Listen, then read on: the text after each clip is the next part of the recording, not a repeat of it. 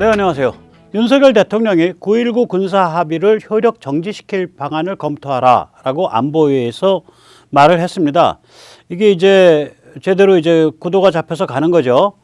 언제까지 정지하나? 쉽게 말해 북한이 착해질 때까지 정지하는 방안을 검토하라고 얘기를 한 겁니다. 북이 핵을 폐기할 때까지 정지하는 방안입니다. 자, 이게 북이 착해질까요?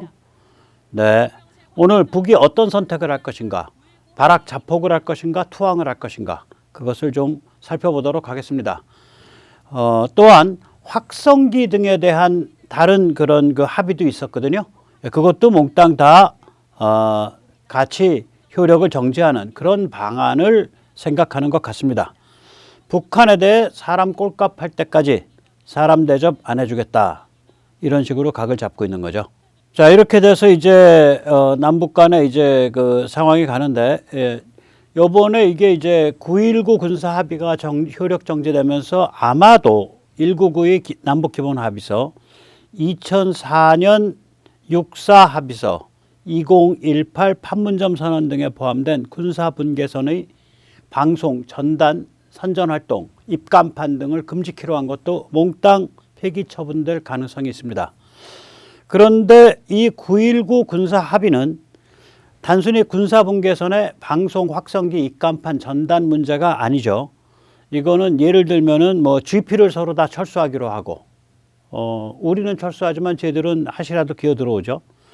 그 다음에 이제 남방 한계선으로부터 이제 뭐 몇 킬로 이내, 동부전선하고 서부전선이 다르고요. 고정익기와 회전익기가 다릅니다.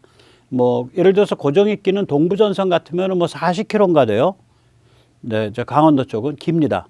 그 이내는 고정익기가 휴전선으로부터 들어오면 안 된다. 뭐 이런 얘기들이 막 있어요. 회전익기도 그렇고. 비행기는 우리 자산인데 우리가 훨씬 더 강력한데 왜 우리가 거기 안 들어가기로 하면 우리가 더 손해보죠. 그래서 문재인이라고 쓰고 골수, 종중, 종북이라 읽어야 된다고 생각을 합니다. 자, 그런 와중에 이번에 이제 들어온 때 드러났지만 국회는 이 대한민국을 무너뜨리려고 구멍을 숭숭 뚫는 것을 사명으로 삼고 있는 집단입니다. 국회라 쓰고 평양의 엑스맨들이라고 읽으시면 됩니다. 참 어지러운 세상이죠. 이 행정부, 윤 대통령이 고생 좀 합니다. 그러나 그런들 어떡할 거냐 이거죠. 그런들 이제 대한민국 국회가 아무리 평양을 쉴드 치려 해도 흐르는 물을 막을 수는 없죠. 흐르는 세월을 막을 수도 없고, 러시아는 거덜나고 중국은 침몰합니다. 지금 북한의 상황은 1990년대 후반 고난의 행군 때보다 더 나쁩니다. 저들은 백성이 죽는 것은 문제가 안 돼요. 러시아와 중국이 망하는 게 문제가 되는 집단입니다. 그 시절 1990년대 후반 백성에겐 고난의 행군이지만 저들에겐 말하자면 희망의 체제 정비 기간이었습니다. 오늘 그 내막을 살펴보면 왜 지금 상황이 저들에게 정말로 절망적인가 그것을 실감할 수 있습니다. 먼저 세뇌 탈출 자율구독료 부탁 말씀 올리겠습니다. 아시다시피 세뇌 탈출은 광고가 잘 붙지 않습니다. 붙더라도 좀 늦게 붙는 경향이 있습니다. 도와주시면 보다 좋은 컨텐츠로 찾아뵙는 데에 커다란 힘이 되겠습니다. 자, 저들이 1990년대 후반에 굉장히 어려웠단 말이죠. 실제로 이제 어렵게는 1980년대 들면서부터 어려웠어요. 소련과 중국 양쪽으로부터 삥을 뜯었는데 삥을 많이 뜯기는 소련에서 많이 뜯었었거든요. 그런데 소련 경제가 이제 안 돌아가기 시작한 게 80년대 들면 확실히 안 돌아갑니다. 그러니까 이제 생활이 굉장히 어려워지죠.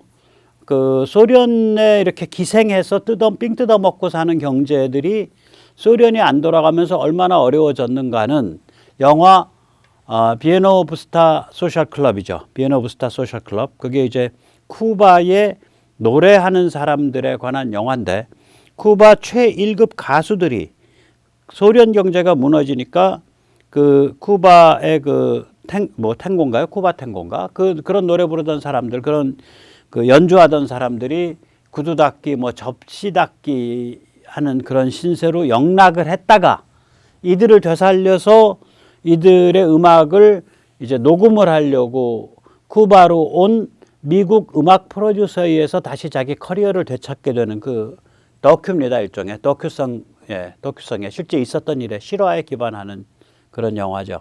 그걸 보면 이 그 그러니까 소련권 그 코메콘이죠.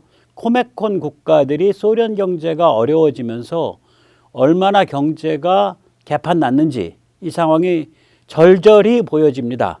북한도 역시 마찬가지입니다. 80년대 내내 경제가 굉장히 어려워지기 시작했습니다. 그러다가 이제 90년 말이 되면 그게 이제 굶어 죽는 지경까지 간 건데 이렇게 어려워지는 과정에서도 희망의 싹이 북한 이 김일성 집단, 북한 지배 집단 눈에는 보이는 거예요.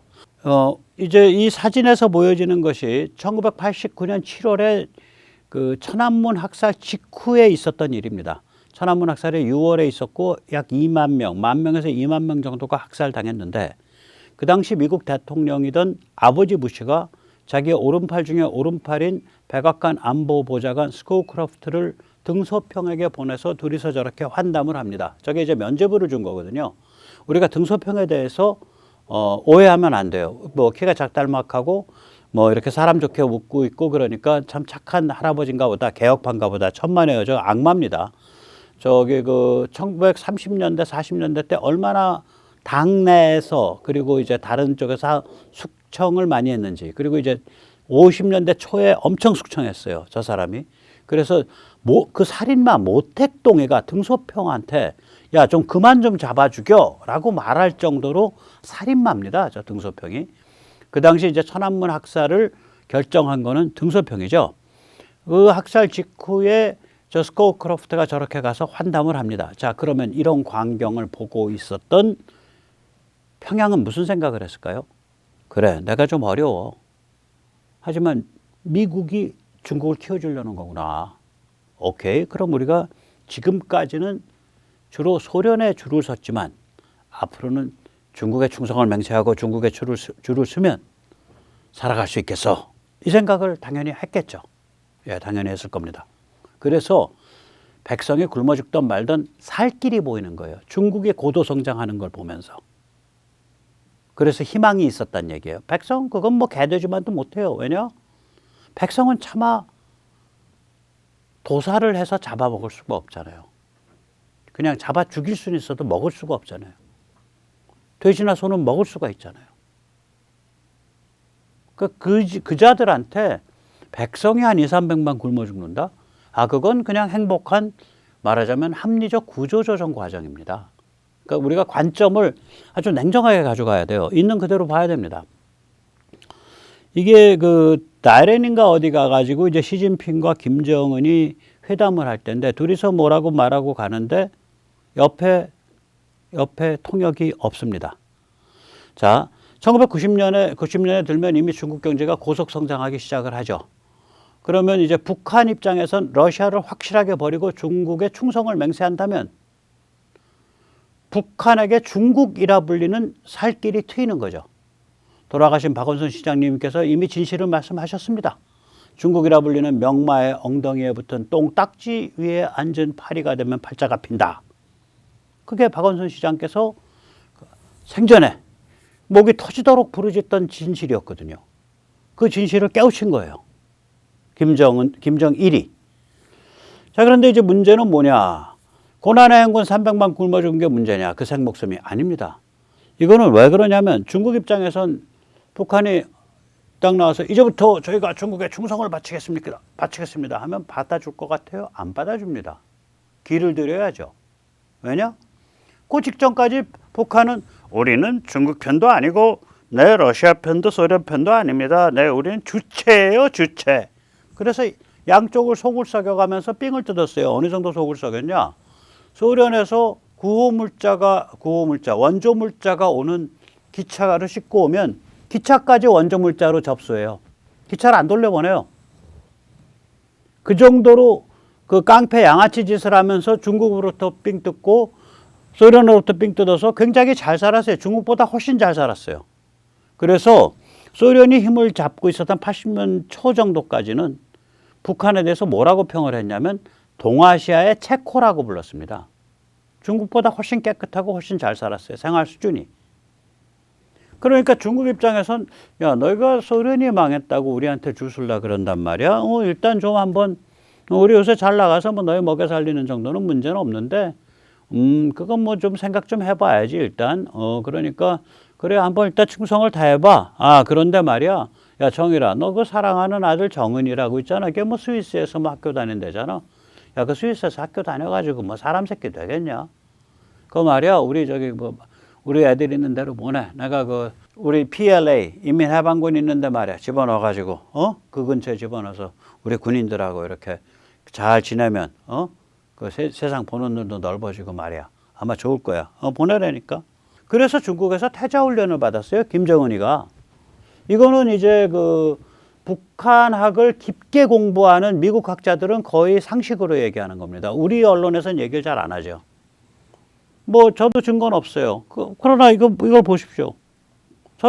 제가 스위스에서 공부하던 애가 중간에 한 10년 시간이 비잖아요. 10년 정도 비어요. 귀국을 일찍 하잖아요. 학교 중퇴하고. 그럼 걔가 그동안 뭐 했을까? 중국 엄청나게 드나들었습니다. 중국에서 거의 살았을 거예요. 그러니까 중국말을 저렇게 시진핑 아저씨랑 유창하게 합니다. 뭐 통역도 없어요. 예, 말하자면 김정일은 좀 주어주면 인조이고, 뭐 김정은은 소현세자쯤 되는지 모르겠어요. 그래서 김정은이 시진핑과 환담하는 것을 보면 이거 중국어가 굉장히 유창하죠. 김정은은 인민해방군이 특별히 돌보아준 그러한 인민해방군의 훈련 연습생입니다. 인민해방군 북부정구에. 이건 청기 누설이었습니다.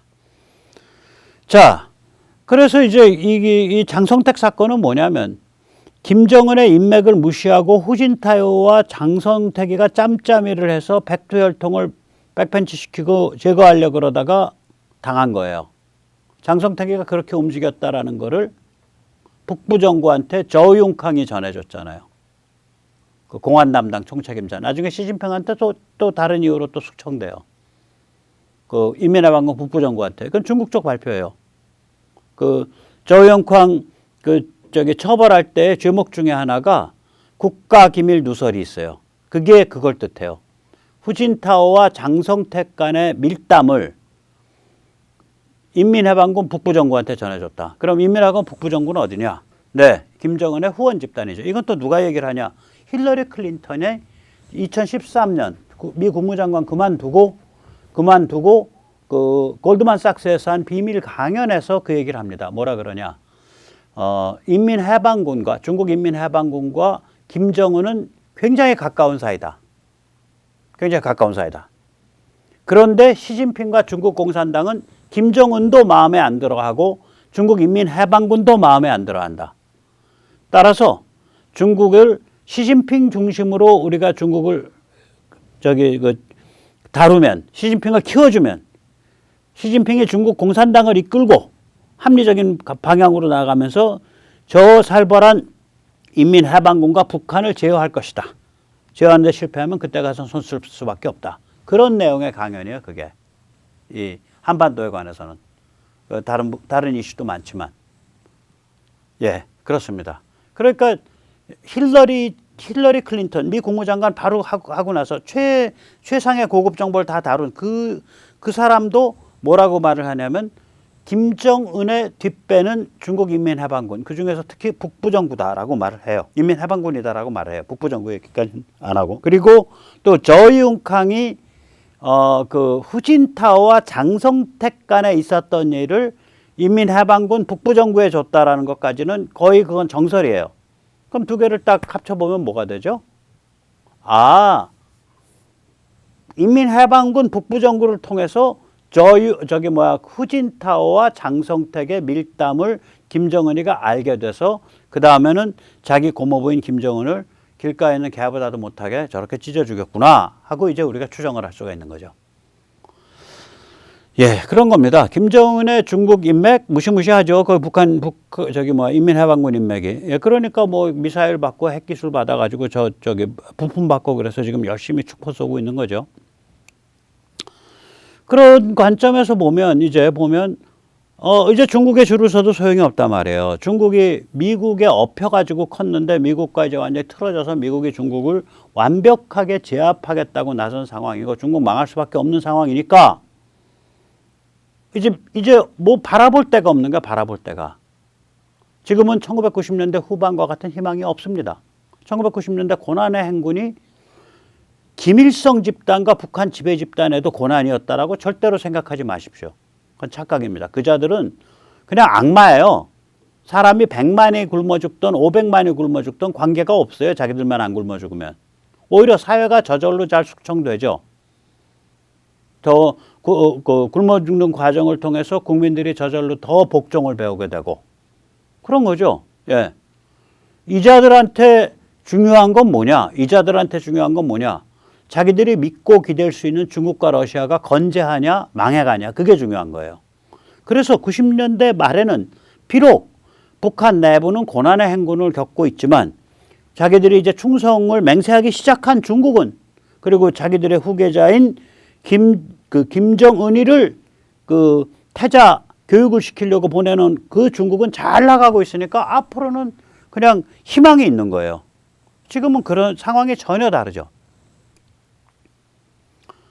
자, 거기다가 또 90년대로 돌아가 보면 김영삼, 김대중, 노무현 등 북한을 보호하고 역성들려는 대통령이 줄줄이 3대가 나와요. 15년이. 김영삼부터 그래요. 햇볕 정책이란 용어 자체가 김영삼이 있었어요. 김영삼 취임사가 그게 한완상이라는 그 서울대 출신의 이상한 교수가 써줬다는 건데 그때 총리인가 통일부 총리인가 뭐 그랬죠. 한완상이.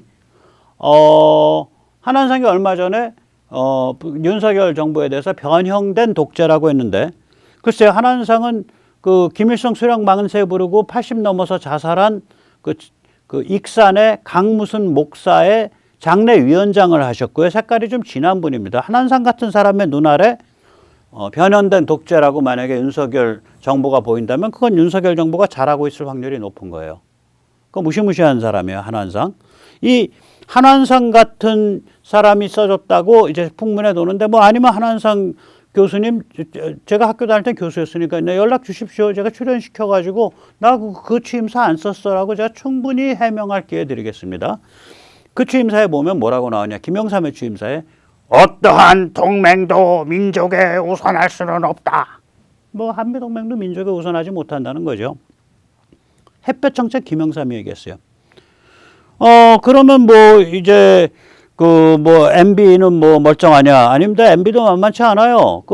윤희상이라고 아주 친북 색깔이 진한 제독 음악가가 있죠. 요새도 우리나라 클래식 음악계에서는 윤희상을 성인군자 반열에 놓고 숭상하는지 모르겠어요. 전부 다 그 클래식 음악 한다는 사람들, 그 기악한다는 사람들, 피아노 치고 뭐 바이올린 치고 하는데 윤희상을 만약에 신으로 알고 있다. 저는 그런 사람들은 피아노랑 바이올린을 뺏어야 된다고 봐요. 아니 정신머리가 썩었는데 피아노는 왜 두들기고 바이올린은 왜 키냐 이거지.